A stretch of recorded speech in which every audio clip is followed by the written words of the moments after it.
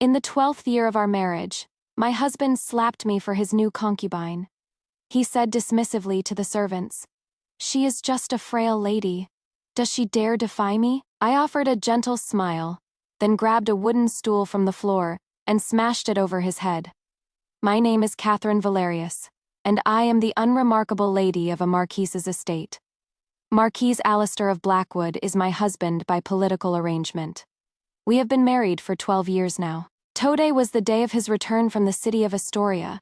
He had been sent away on official business, earning merit for his disaster relief efforts, and was now being recalled to the capital to receive his reward. When a maid reported that Alistair's carriage was approaching the gates, I led the well-dressed concubines, the children, and the household stewards to the front courtyard. The younger children of the concubines were sent to wait in the flower hall. I took the rest to wait outside the main gates. For some reason, a journey that should have taken no more than the time to drink a cup of tea stretched into a full hour. Though it was autumn, the wind left my hands and feet feeling chilled. After another long wait, the procession of carriages finally appeared on the horizon. The main carriage stopped, but no one emerged. Puzzled, I sent someone to inquire, only to see Alistair descend alone, carrying someone in his arms. I paused for a moment but accepted it readily enough. My maternal family, the House of Valerius, had a simple household. My mother, as the matriarch, managed everything, while my father's 3 mistresses not only served him, but were also free to pursue their own interests. We all lived in relative peace. In contrast, the noble houses of the capital delighted in filling their rear courts with women and children, a breeding ground for vicious struggles. The Blackwood estate was no different. New women arrived every year, numbering more than a dozen over time. I stepped forward with a warm smile and spoke directly to Alistair. "My lord, was your journey to Astoria a success? It seems you've grown thinner." Though he held another woman, Alistair's smile was as tender as if we were newlyweds. He chatted and laughed with me all the way back to the main house. In the early days of our marriage, Alistair and I had shared a certain amount of affection. He was handsome and well-read, a man who would paint my eyebrows, compose portraits of me, or write poetry praising my beauty and intelligence. It wasn't difficult for a young woman with a blossoming heart to fall for such a man. We had once shared wine under the moon, speaking our minds freely. I had told him then that if he wished to take concubines, he need only inform me. I had the grace to be tolerant. But I had to be the one and only matriarch, favoring a concubine over his wife. Unthinkable. Raising a hand to me. The thought should never even cross his mind. At the time, Alistair had laughed at my worries. "I am a gentleman. How could I ever strike a woman?" As a new bride, I naively thought his words made sense. At home, even when my father and mother argued fiercely, he never laid a finger on her. "What kind of man hits a woman?" he used to say. Surely the distinguished Marquis of Blackwood, a relative of the royal family, would not stoop to something so classless as striking his own wife. I paid little mind to the woman in Alistair's arms, but the concubines waiting in the flower hall were in an uproar. Their expressions were grim, but they forced smiles, hoping to exchange a few words with him. Alistair, however, was markedly colder, even to the favorite he had doted on before his departure. I stood by and watched silently. The woman in his arms was clearly awake, yet she kept her eyes closed, feigning sleep. This continued until Alistair carried her personally to his own courtyard. As the concubines whispered amongst themselves, I gestured for the steward to prepare a courtyard for our new sister. Ilara. That was the newcomer's name. Ilara was Alistair's new favorite. Barely 16, she had a face like a lotus blossom, her smiles enchanting, her tear-filled eyes hinting at unspoken words. Perhaps she hadn't yet grasped the situation in the household, or perhaps Alistair's sweet nothings on the road had filled her with delusions. The newcomer seemed intent on putting this old woman in her place, arriving half an hour late on her first day to serve me tea. Ilara glided into the main hall, her pale pink gown accentuating her youth and delicacy. Her hair was styled in the latest fashion of the capital, adorned with elegant pearls and jade. She gave a slight, careless curtsy, her voice cloyingly sweet. The master was in high spirits last night, so we retired late, He insisted I sleep in this morning. They say you are a generous lady, so I trust you will forgive my tardiness. So, not only did Alistair not visit my eastern courtyard to see me and our children on his first night back, but he was now testing my boundaries. A hush fell over the hall. The other concubines stared at their feet, not daring to breathe. Another fool who didn't know her place had arrived. I closed the book of sutras. A concubine had presented me earlier, and smiled warmly. Lady Alara is new to the estate, and serving the master last night must have been tiring. Naturally, I would not blame you. It seems, however, that you haven't had time to learn the rules, which is an oversight on my part. Matron, I called out. Bring a bowl of sand for Lady Alara. Have her kneel for an hour with it on her head to practice her posture. Don't let her get sunburnt. The front corridor will do. The smile on Alara's face froze. She tried to resist, but in the end, she obediently knelt for an hour with the bowl of sand on her head. The corridor was a busy thoroughfare. The other concubines glanced at each other, reminded of familiar experiences they would rather forget, and quickly departed. When her punishment was over, Alara returned to her orchid courtyard, weeping and rubbing her sore neck.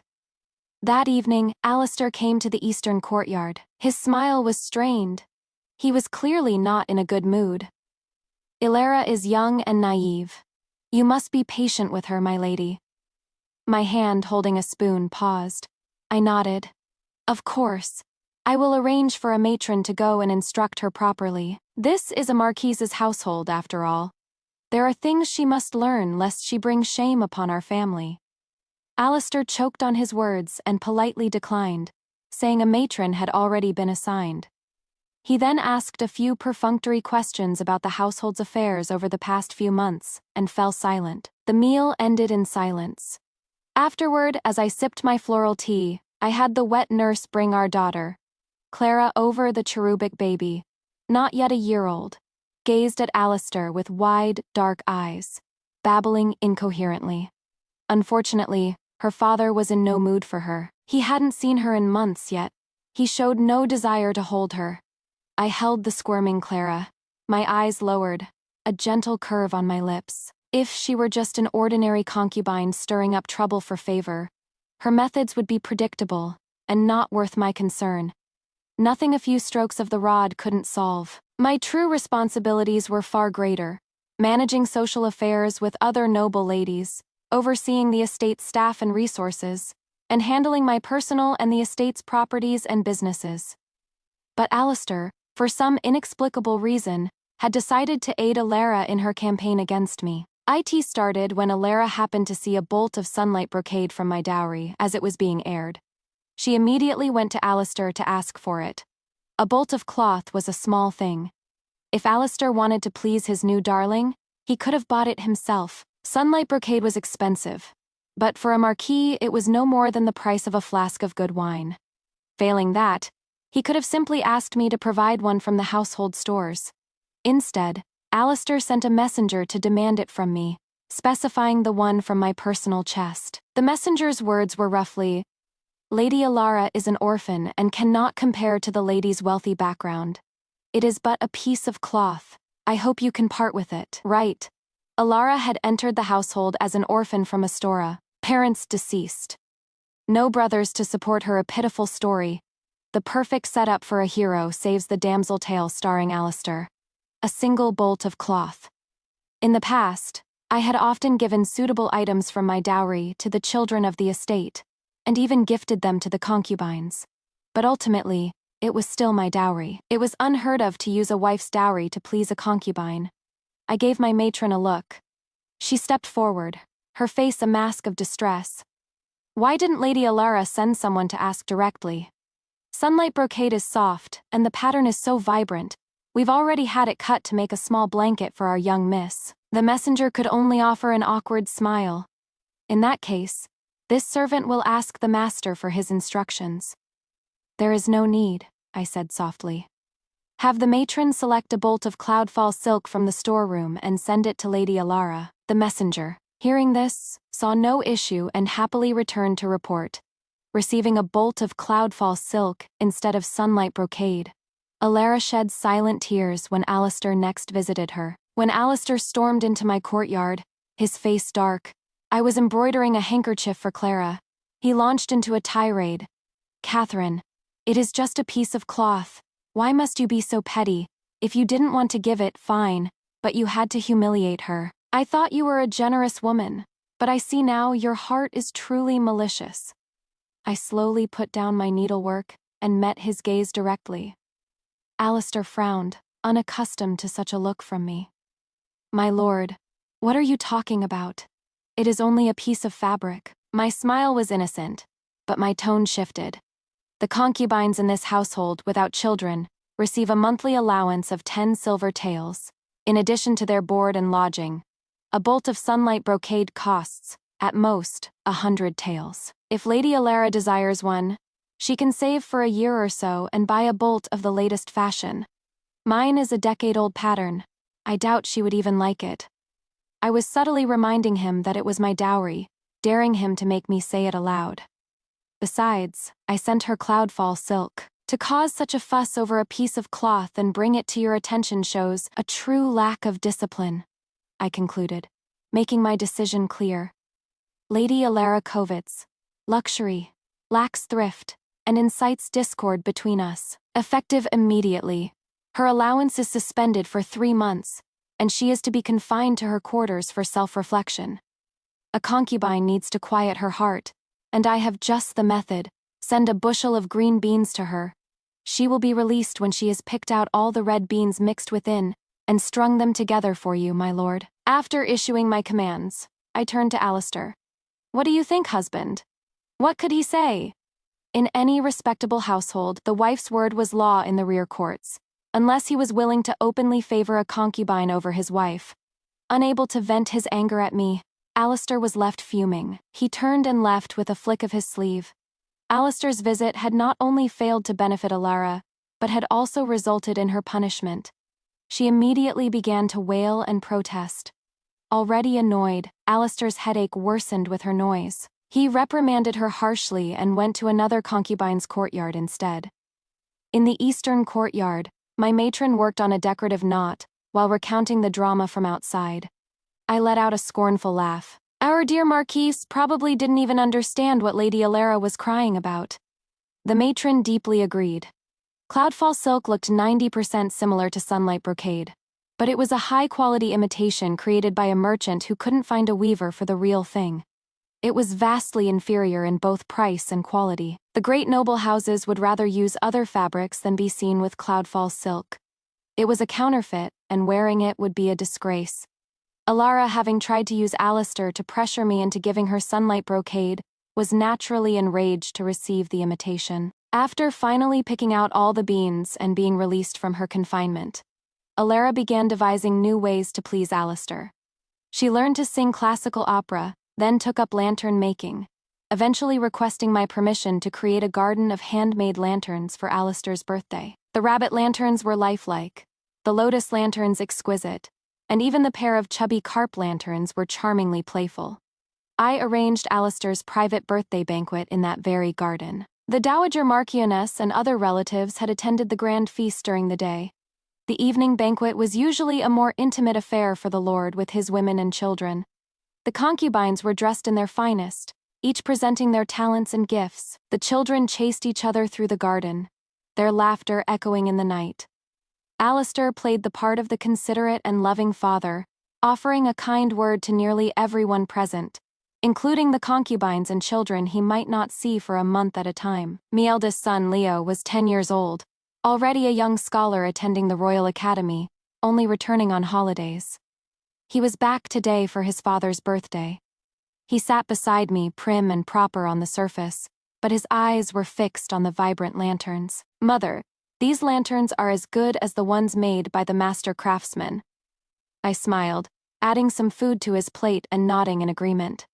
"They were all made by your Lady Alara. They are truly beautiful." Putting aside our differences, I had to admire Alara's craftsmanship. It was something I could never do. The best I could manage was embroidering a small pouch. The evening banquet concluded perfectly. Everyone was happy, and I even exchanged a few pleasant words with Alara, as if no animosity existed between us. After that night, Alistair's favor towards Alara grew even stronger. He spent most of his nights in her courtyard. I, of course, had no objections. Most of the concubines in the rear courts had a child or two, and lived their own lives. Those without children had their own pastimes. As long as they maintained a respectable facade, I did not overly restrict them. A month later, news came from Alara's courtyard. She was with child, just over a month along. Alistair was overjoyed, and for a time, Alara was the most celebrated person in the estate.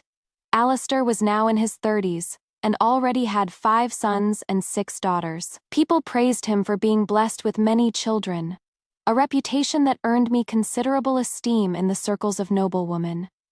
But he seemed to place particular importance on this pregnancy of Alara's. Not only did he visit her daily, but he also personally inquired about her pulse readings with the physician. During my 2 pregnancies, he had barely done more than ask the doctor a few questions. It was the way of noble houses in the capital. Pregnancy and childbirth were a woman's struggle, something the husband rarely involved himself in. Another month passed. One afternoon, my matron came to tell me that Alara was quietly burning moxa and had secretly sent someone to buy a large amount of herbs to secure the pregnancy. My gaze flickered. I told the matron to keep a close watch. Another month went by, and a thin layer of winter snow covered the ground. The new year was approaching, and it was time for the winter festival porridge. As was tradition, I had the kitchen prepare various beans, cured meats, peanuts, and nuts to brew the celebratory dish. With the festival came the new year, and my days became even more frantic. The porridge was cooked early in the morning. Portions had to be sent to the ancestral hall. The Dowager Marchioness, the clan elders, Alistair, and the estate's honored guests. Then to the second and third branches of the family, our neighbors, and relatives. The rear courts came last. I was exhausted. By the time I could finally sit down to have a bowl myself, something occurred to me. I asked my matron, who delivered the porridge to the orchid courtyard? The orchid courtyard was where Alara lived. The matron kneaded my shoulders. Rest assured, my lady. Briar personally supervised it. She and Alara's headmaid, Poppy, packed it into the food container together. Briar was my handmaiden, brought from my home province of Viridia. Reassured, I nodded. With matters of food, one could never be too careful. Despite my caution, disaster struck. During the evening meal, as I was feeding Clara, Briar rushed in and fell to her knees, her voice filled with panic. My lady, something has happened at the orchid courtyard. My heart sank. I immediately had the wet nurse take Clara back to her room, then asked, what is it? Briar was flustered. But, having been with me for nearly 20 years, she managed to remain composed. They've summoned a physician to the orchid courtyard, I heard. They might not be able to save the child. I stood up, ordered the guards to secure my courtyard, and hurried over with Briar and the matron. Alistair was already there. The room was in chaos, with maids rushing in and out carrying basins of bloody water. Alistair sat in the main hall, his face as dark as a thundercloud, the air thick with impending fury. I approached him. How is Lady Alara? The physician, sweating profusely, answered in a hoarse voice. My lady, I am afraid this pregnancy cannot be saved. His voice trailed off. Before he could finish, a wail came from the inner room. Alara's personal maid, Poppy, stumbled out and collapsed before Alistair and me. My lord, Our Lady's child is gone. The young master is gone. She sobbed. Alistair's face turned ashen. He was about to rush into the inner room when a weak voice stopped him. My lord, my child. Our child is gone. I am too weak. It was already so difficult to conceive. I may never be able to bear you a child again. We can never have another child. Alistair erupted in a rage. She was fine yesterday. How could the child be gone today? The physician cowered. It seems the lady ingested something that promotes blood flow, which caused the miscarriage. Poppy dabbed at her eyes. My lady has been suffering from severe morning sickness. Today, she only had a bowl of porridge and nothing else. I glanced at Poppy, then at Briar, who shook her head slightly. Alistair slammed his hand on the table. The child was fine. How could this happen? Investigate. I want this investigated thoroughly. Poppy brought over the food container and bowl. It was indeed the porridge from today's festival. She also brought other cups and the dregs from today's soup. The physician began his examination. The room was deathly silent, broken only by the sound of muffled sobs from within. An hour later, after every item had been inspected, the physician's eyes settled on the food container. After a careful search, he found a fine powder mixed with herbs like angelica root and motherwort substances, used to invigorate blood circulation on the inner wall of the container, where the bowl had rested. Before I could get a closer look, Poppy burst into loud sobs. "My lord, you must seek justice for my lady." She trusted that the porridge was sent by the mistress herself, and though she was feeling ill, she drank a large bowl of it. She never suspected the mistress for a moment. Alistair flew into a rage. In 3 steps, he was in front of me, and his hand swung out, striking my face with a sharp slap. "Vicious woman, you have targeted Alara time and again, and now you have murdered my unborn child. What do you have to say for yourself?" A burning pain spread across my cheek, and I could taste blood in my mouth. A dead silence fell over the hall. The servants' gazes were everywhere and nowhere, and a wave of humiliation washed over me, nearly drowning me. My mind went blank, a ringing in my ears. I clutched my face and turned away. The man before me was contorted with fury, disappointment, and utter disgust, as if we were not husband and wife, but mortal enemies. Our marriage had been a political one. I never expected harmony, only mutual respect. I took a deep breath, lowered my hand, and slowly turned back to him. I looked him deep in the eye, and then I smiled a gentle, benevolent smile. Alistair froze, his brow furrowing in confusion. Catching everyone off guard, I lunged towards the wall, grabbed a wooden stool from the floor, swung it with all my might, and brought it down on his head. I was born with a strength uncommon in women. I started my training at the age of 3, and have practiced martial arts diligently for years. I could do more than just lift a stool. I could have wielded a stool in one hand and a drum seat in the other, and still swept his legs out from under him. The thud of the stool against his skull echoed loudly in the silent hall. Alistair was stunned. The unexpected blow to his head sent darkness crashing over his vision. He swayed, then fell to the ground like a felled tree. After a moment of silence, the hall erupted in sharp screams. I quickly ordered the guards stationed outside to seal off the orchid courtyard. When I was married off to the capital, my parents and brothers, worried for my safety, had sent me with an entourage of maids, servants, and matrons, most of whom were skilled in combat. Secretly, dozens more had been sent to the capital over the years. Since taking over the household, I had gradually replaced the staff with my own people, while also cultivating loyalty among the existing servants. As my father had said, if a crisis arose, I needed to have the ability to control the entire estate, or at the very least, the rear courts. After sealing the courtyard, I had Alistair carried back to his quarters. The official story was that he had fainted from grief and hit his head in the fall.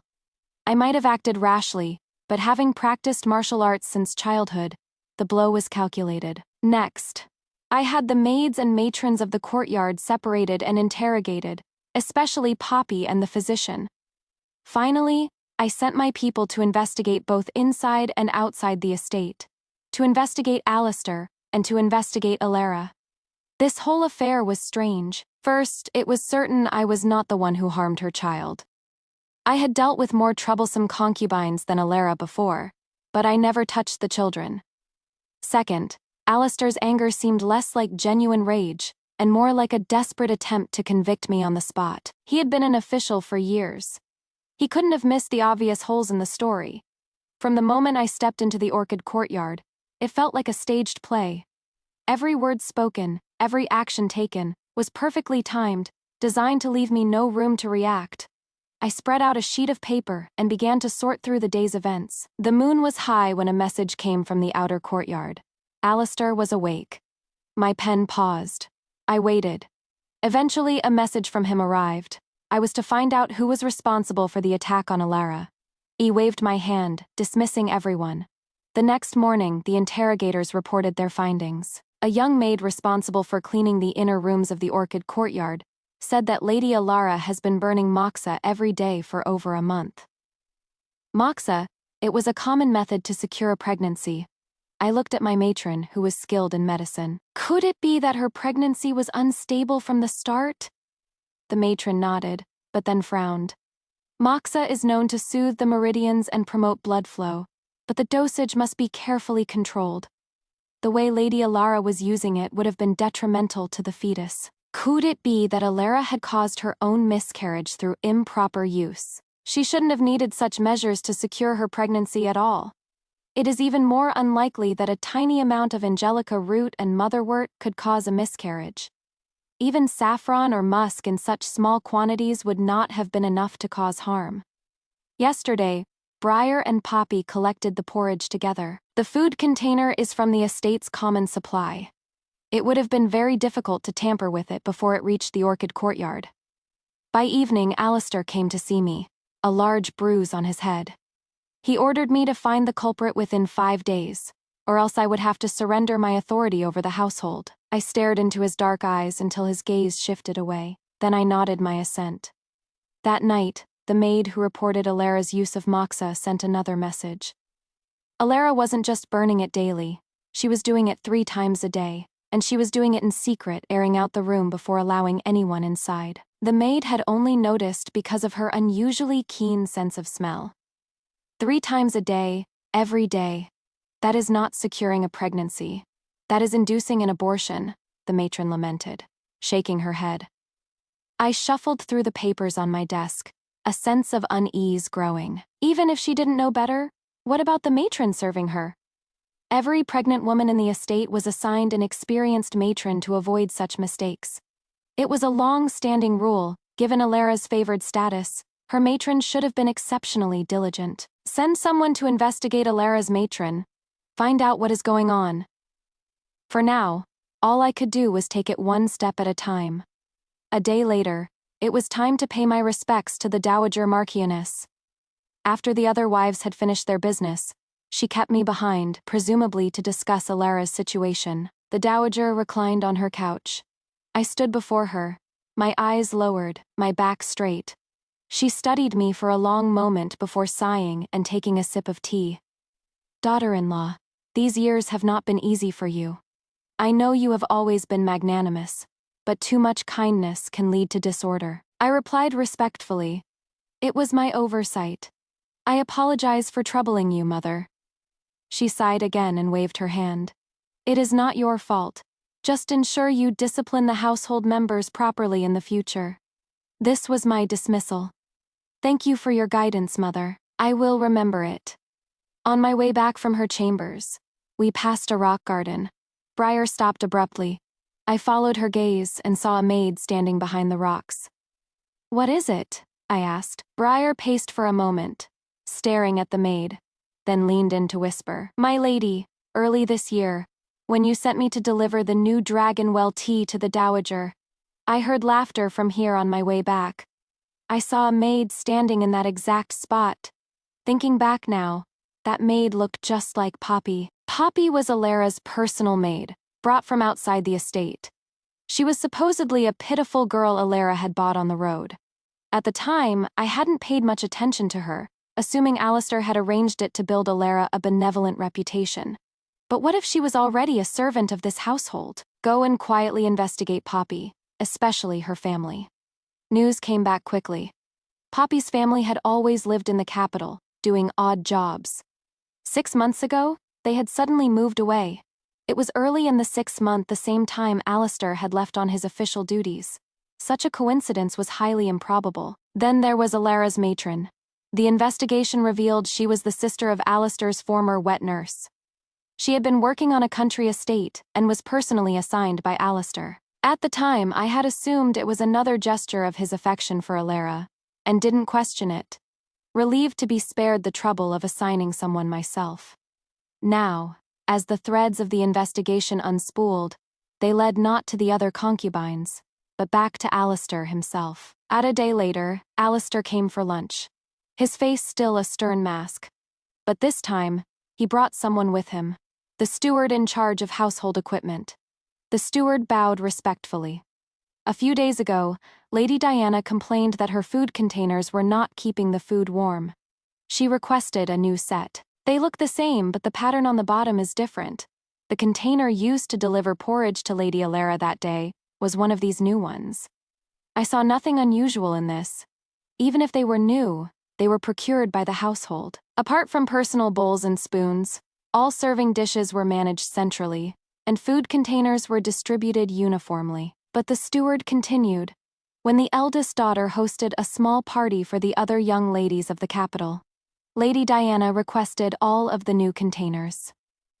The eldest daughter was the child of Lady Diana, now 9 years old. Diana was the daughter of a lesser official, and she often hosted gatherings for other young girls. In a household with strict rules where young ladies were rarely allowed out, I turned a blind eye to such small parties. The steward added that Diana had only returned the containers to the kitchen on the morning of the festival. Poppy, who was waiting to collect the porridge, heard they were new and immediately grabbed one. Before he could finish, a servant rushed in to report that a pouch containing leftover angelica root, motherwort, and powdered saffron had been found buried under the peach tree in Diana's courtyard. Alistair's eyes turned cold. He ordered her to be brought before him. Diana arrived looking utterly bewildered. She glanced at me for help, but I could only purse my lips and shake my head. Alistair slammed his teacup on the table. "Diana, you harmed an unborn child. What do you have to say for yourself?" Diana flinched and fell to her knees, her voice trembling. "My lord, I did not. I know nothing of this." Alistair's gaze was glacial. He threw the pouch of powder at her feet. "The herbs that caused Alara's miscarriage were found in your courtyard. You took the food containers. The evidence is irrefutable. Do you still deny it?" Diana picked up the pouch. It still carried the faint, familiar scent of flowers and soil. It was true that hers was the only courtyard with a peach tree. She shook her head desperately, crying out her innocence. "My lord, I have no reason to harm Lady Alara. I am innocent." She crawled towards me, grabbing at my leg. "My lady, please save me. I did not do this. I am being framed." Alistair kicked at her, but I quickly pulled her away. He then hurled his teacup at her, shouting, "You venomous wretch, men, take her away. For her jealousy and harming an heir, she is to be confined." Diana clutched her bleeding head, cowering beside me, sobbing that she was innocent. I pulled her behind me, glaring at the guards who approached, and argued with Alistair. "My lord, there may be more to this. I know Diana's character. She would never do such a thing." But at that moment, Alara burst in. Her face was pale, and she looked ready to collapse. But she rushed at Diana, striking her repeatedly. "Why did you harm my child? I have never wronged you, my child. You witch, give me back my child." She pulled a golden hairpin from her hair and lunged at Diana. Diana, startled, pushed her away. Alara cried out and fell backward. Alistair rushed to catch her, then slapped Diana across the face. I fought back the urge to grab another teacup and crack it over Alistair's head. The matron behind me gripped my hand, holding me back. Alara, still weak from the miscarriage, was now a picture of tear-stained, breathless grief. Alistair, his heart aching for her, comforted her gently and immediately ordered Diana to be dragged away by force. I could only squeeze her hand and offer a few quick words of comfort before she was taken. After Diana was gone, Alistair swept Alara into his arms. Before leaving, he shot a final reprimand at me. "Catherine, is this how you manage the household? You will remain in your quarters and reflect on your failures." With that, he turned and left. I was confined to my quarters. Although the household guards were mostly loyal to me, I had to grant him this small victory, at least until the last veil of civility was torn away. I needed to figure out what was truly going on. The twists and turns of this affair were too bizarre. Alistair, who usually feigned a gentle demeanor to protect his reputation, had now struck both me and Diana. Either he was completely bewitched by Alara, or he had some other motive. I was more inclined to believe the latter. He was a father to over a dozen children. It seemed unlikely he would risk everything in a fit of passion for one woman. But for now, I had no clear direction. I could only wait. The next clue came to me sooner than expected. A dozen days later, Alistair sought me out himself. His attitude had done a complete reversal. He was once again the warm, smiling man I once knew. He sat beside me, cooing at Clara, his voice gentle. After the new year, I wish to host a banquet for the Grand Secretary. I will need you to manage the arrangements, Catherine. So, he needed something from me. Lord Cromwell will be attending with his family. It will require your utmost attention, my lady, Alistair said, his smile serene. I took Clara back into my arms and naturally agreed. During the New Year festivities, Alistair and I attended various palace banquets and social functions as usual. We exchanged smiles like the loving couple everyone believed us to be. As for the bruise on his head, Alistair explained that I had slipped on the snow, and in trying to catch me, he had fallen and hit his head himself. And in the end, I was the one who needed my wife's care, Alistair would say, holding my hand, his eyes filled with affection, with no trace of the man who had slapped me. I would smile without a word, gently withdrawing my hand and lowering my head. To others, it looked like modesty. As long as we were not divorced, we had to maintain the facade of a devoted couple, even if I had recently knocked him unconscious with a stool. During the holidays, Alistair also took me to visit the Grand Secretary's residence. Lord Cromwell, the current Grand Secretary, was a man in his 40s, once a prodigy in his youth. While he met with the Lord, I went to admire the plum blossoms with his wife. There, I met her youngest daughter, Isabel Cromwell. Isabel was only 4, the cherished late-life child of her parents. Her older siblings were all married, with children of their own old enough for the Royal Academy. The young girl was bright and vivacious, her crimson cloak a striking contrast against the snow and the red plum blossoms. She was full of life, stealing curious glances at me. Lady Cromwell chided her affectionately. She is a little monkey, nothing like the quiet girl I was. I smiled. With you and the Grand Secretary to watch over her, she has every right to be lively. My Clara can't even speak yet. It worries me so. Just talk to her more, Lady Cromwell advised with a smile. She will learn quickly. Perhaps she is just waiting to surprise you. We continued to chat about domestic matters. As we were leaving, Lady Cromwell and I walked together. Rounding a curved gallery, we both stopped in our tracks. Alistair stood in a pavilion, with Isabel seated beside him, her chin resting on her hands as she gazed up at him. One in blue, one in red, they made a strangely fitting pair against the snow. The smile on Lady Cromwell's face stiffened. She looked at me. I returned a calm smile and walked forward composedly. "Husband, what are you and Miss Cromwell discussing?" I asked with a smile. Isabel answered before he could. "It is said the Marquis and his lady are deeply in love.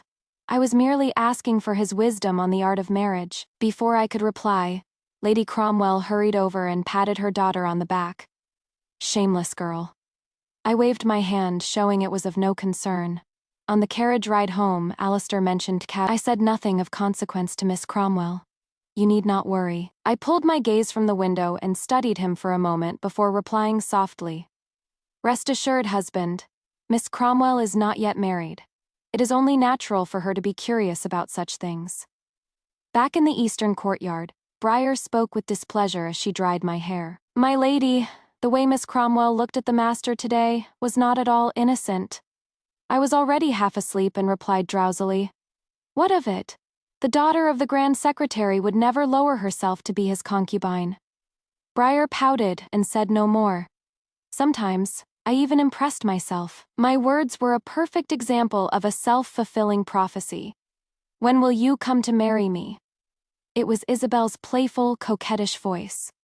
My pearl, can you wait just a little longer? Once everything is settled, I will bring you home in a grand bridal carriage. It was Alistair's voice, deliberately softened. I hid behind the rock garden, listening to their sweet nothings. The maid rushed back to report to me, only to run into the servant I had recently assigned to watch Alistair's every move. Putting two and two together, Isabel had disappeared, just as Alistair was heading to the rear garden alone. What a coincidence. A truly remarkable coincidence. And so, there I was, listening. You said you didn't love Catherine, so why have you been so good to her lately? Isabel pouted. Alistair gently drew her close, his voice a soothing murmur. Her health is failing, it won't be long now. Just be patient, my pearl. We can't let her suspect anything. My health was failing. In an instant. Every hair on my body stood on end. I turned and rushed back to the eastern courtyard. I ordered my matron to personally supervise a thorough search of my quarters, Leo's room, and Clara's nursery. Nothing could be missed. My health was probably better than Alistair's, who indulged himself with women. His words could only mean one thing. I have been poisoning Catherine. She is going to die. Suddenly, everything made sense. I quickly changed my clothes and returned to the flower hall before Alistair, pretending nothing had happened and continuing my conversation with Lady Cromwell. After seeing our guests off, I hurried back to my courtyard. The matron was waiting, her expression grave. Briar was holding Clara, her face pale. A knot of dread formed in my stomach. I dismissed the other servants and went inside with them. The matron placed a silver locket and a jade pendant on the table. Her voice was low. My lady, this is a grave matter. You may need to contact Viridia. I found something amiss in this jade pendant, and it appears someone has tampered with Clara's locket. She showed me 2 different powders. Both are fragrant powders. Used alone, they are harmless to an adult. But when mixed, even the strongest man would not last 3 months. Death would appear to be a heart seizure, arousing no suspicion. The locket was a gift Alistair had personally placed around Clara's neck on New Year's Eve. The jade pendant, however, he had given me for my birthday before I was even pregnant with her. My body went rigid, my voice trembling. Will Clara be affected? The matron's face turned white. After a long pause, she whispered, It is hard to say. My legs gave out, and I sank onto the couch. The jade pendant was Clara's favorite toy. She had loved it from the moment she could grasp things. I nearly coughed up blood. A red rage filled my vision. Alistair, you are truly heartless. Even a tiger won't eat its own cub. I clutched Clara tightly, my hands trembling as I caressed her small, innocent face. A sob caught in my throat, choking me. But this was no time for weakness. I immediately began to act. I sat at my desk for a long time before writing a letter to Viridia. At the same time, I had our belongings packed, announcing that we were going to a monastery in the countryside to pray for the Dowager Marchioness's upcoming 50th birthday. With a shaking hand, I placed the locket back around Clara's neck. I held her close and whispered, Clara, my dear mother will protect you. This is the last time you will ever wear this cursed thing. Briar packed the jade pendant into a chest and nodded at me. With Clara's wet nurse, we left the estate in a grand procession. My carriage went directly to a villa at the foot of the monastery mountains, a private property I had purchased after my marriage. That evening, I watched as the wet nurse took the jade pendant from the chest and handed it to Clara. Clara gurgled with delight. I quickly rose, took Clara in my arms, and turned away, coaxing the pendant from her grasp. Behind the wet nurse, Briar clamped a hand over the woman's mouth. Then, with a swift motion, she slit her throat. The woman didn't even have time to scream. The maids waiting outside silently entered and dragged the body away. The wet nurse had been sent by the Dowager Marchioness. In her room, we found a purse of money that did not belong to her, and more of the same powder from the locket. Some of it was mixed into her face cream, likely to be transferred onto Clara's skin. Few people knew of Clara's fondness for the jade pendant. A quick investigation revealed the wet nurse had served Alistair as a child, and had been dismissed from the estate before my marriage. A few days later, my agents watching the Cromwell estate and Alara sent word simultaneously. Alara's older sister was Isabel Cromwell's wet nurse, combined with Isabel's question, "When will you come to marry me?"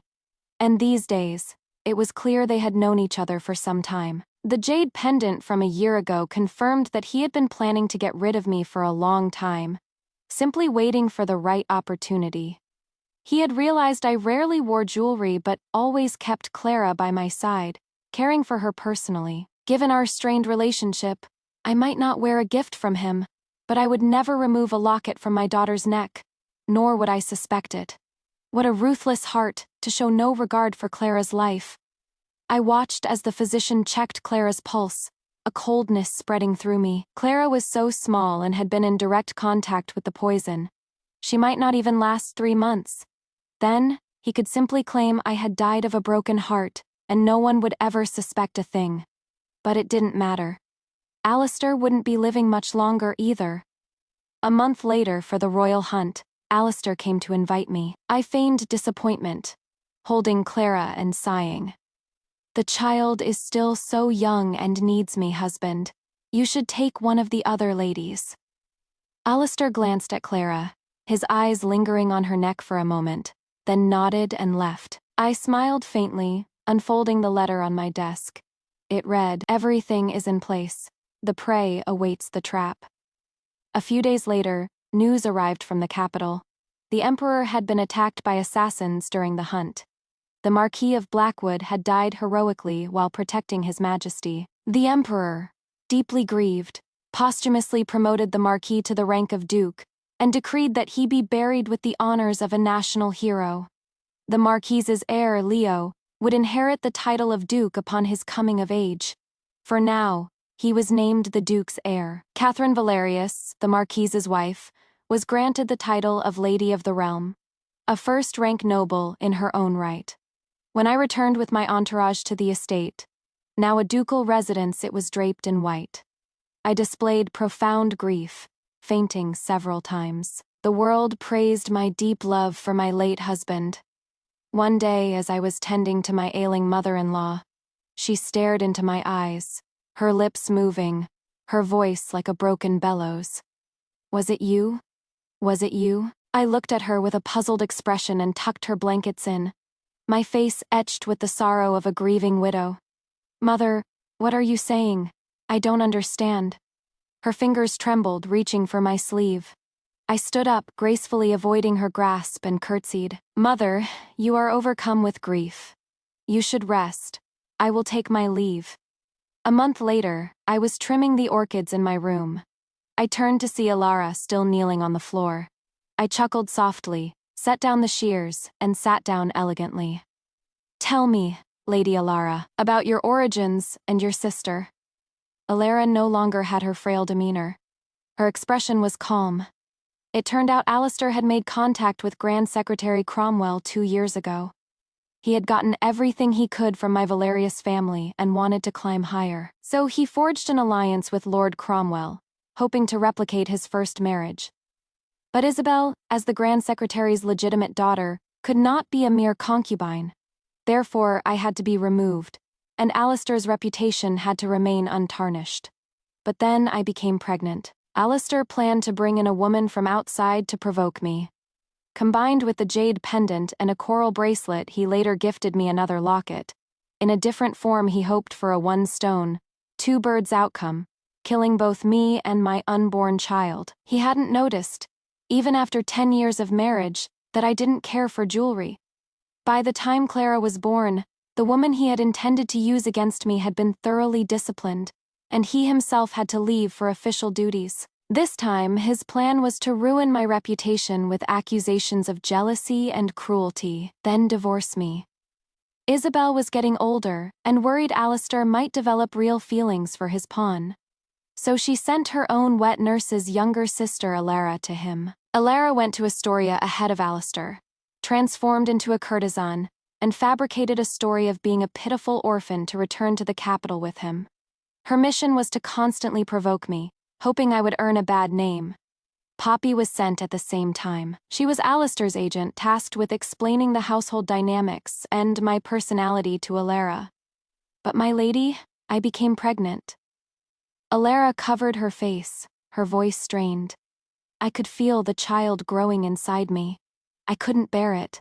I couldn't go through with it. Alara couldn't bring herself to use her own child to frame me. At the time, the master told me that if I was unwilling, I could simply give birth to the child. He would handle things with Miss Cromwell.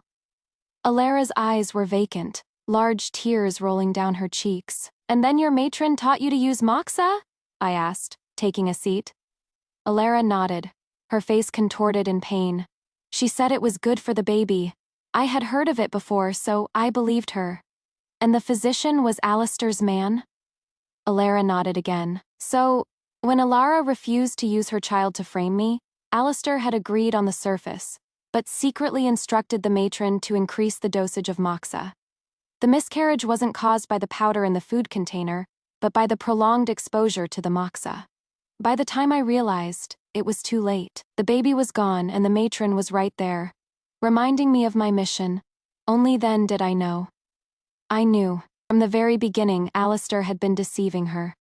He had intended to use the incident to convict me, which was why he gave me no chance to explain, slapping me immediately to throw me off balance. He never expected me to fight back, let alone to have the authority to seal off the courtyard. His plan had gone awry, so he laid low. When my investigation uncovered that Poppy's family had moved in the 6th month, he panicked. Fearing I would trace it back to him, he hastily threw the blame onto Diana. He told me to cause a scene to create confusion. Then, under the pretext of my inability to manage the household, he had me confined, hoping to close the chapter and start a new plan. But Isabel grew impatient, so he decided to do away with me once and for all by poisoning me. Alara knew nothing of what happened after that. I told Alara to rise, but she refused, asking in a daze, "My lady, can you tell me, how did he really die?" I simply smiled. A bitter look crossed Alara's face. She touched her forehead to the ground. "I have offended you in the past, yet now my life depends on your mercy. I beg you, my lady, for my punishment."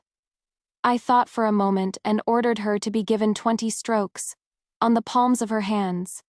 She too was a victim of deception and manipulation.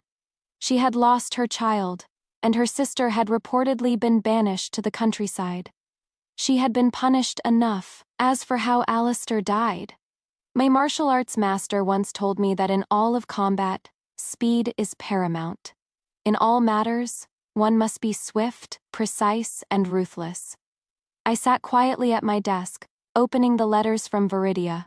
One read, "Dearest sister, do not fret. It is a simple matter of removing the father and keeping the son." Another read, "The prey is caught." The most recent one said, "All is concluded.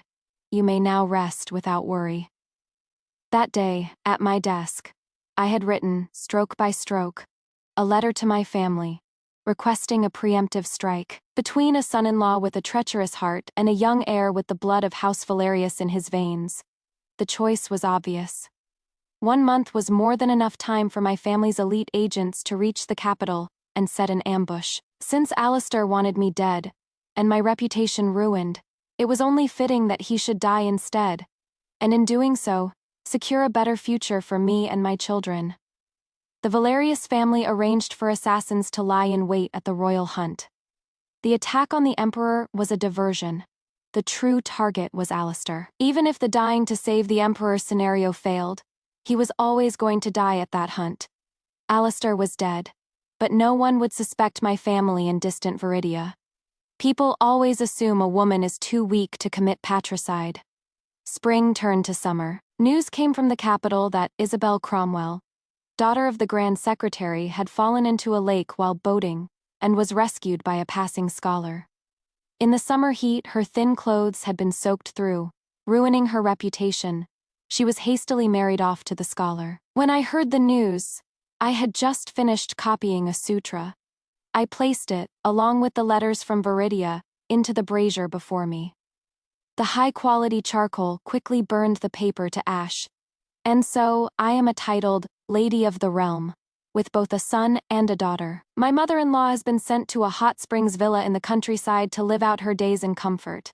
The concubines in the rear court live their own quiet lives, sometimes joining me for tea or a game of cards.